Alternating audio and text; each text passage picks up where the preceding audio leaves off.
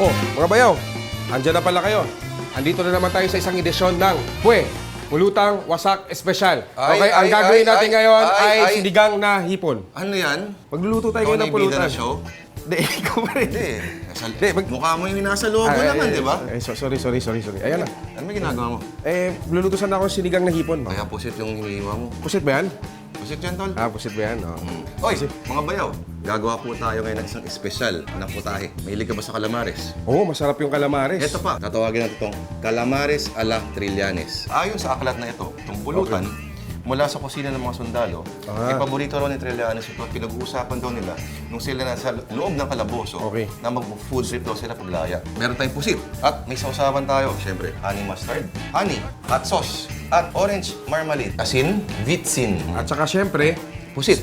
Ang mukhang hiniwa-hiwa mo na. oo nga. Ay, nakalimutan ko, mga bayaw. Kailangan natin ng isang itlog. Yung itlog na ba yan ay babatiin ba yan? O ganyan lang siya lulutuin? Babatihin natin itong itlog. At para batiin ang itlog na to, tatawag tayo ng isang kaibigan natin na si Bart. Bart? Si Bart. Oo. Ay sir, pagdating po sa itlogan, magaling po ako dyan magbate. Magaling ka magbati talaga, ha? Marami akong binate na mag-itlog. Hoy, ikaw magbabati ka ng itlog, di ka pa naguhugas ng kamay. Kung gusto yan, Ba? Ay, galing humigop ng itlog to si Bart. Nihigop ka pa, eh. kailangan bating bati. Galing magbati ni Bart. Sa isang mangkok, pagsasama-samahin natin ang harina, paminta. Ito yung parang breading natin. At para magkalasa, asinan natin yan. Tapos, betsin.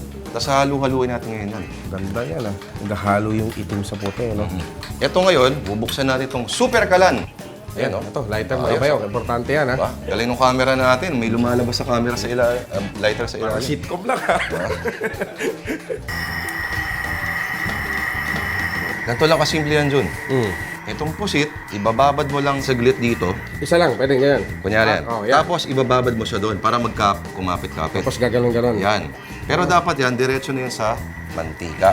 Tandaan, ang pagluto ng pusit, hindi in-overcook. Dahil Dapat- pag in-overcook ang pusit, masyadong titigas. Hindi ganyan, tol. Ay, di ba ganyan? Swabing-swabe, dapat sa Ganyan gilid mo inaano yan. Sa pagpipirito, dapat sinaslide mo. Slide lang sa gilid. Ganyan pala, no? Eh, kung ano trato mo sa pusit, ganun din ang trato niya sa'yo. Parang ano lang din yan, no? Relasyon, no? Dapat smooth lang. Ganun ba yun? Kailangan ba mamula-mula to, no? Bago ihaon? Malutong-lutong, tol. Malutong-lutong. So, sa isang maliit lang na mangkok, ito yung gagawa tayo sa usawan. Meron tayong mustard. Ganyan, no? Mustard kasi maasim. So, gumagawa tayo ng mga contrast-contrast. Lalagyan natin ng honey. Orange marmalade. Tamis asim din to. At syempre, hot sauce. Ayan mga bayaw, dapat haluin lang ng mabuti yan. Jun, tikman mo yung sausawan natin. Sarap, ha? Sarap. Pwede pang negosyo yun kasi sa sauce mo, no? Oo naman. Minsan nagkakatalo lang yun sa sauce, pare. Yung mga kapatid, ha?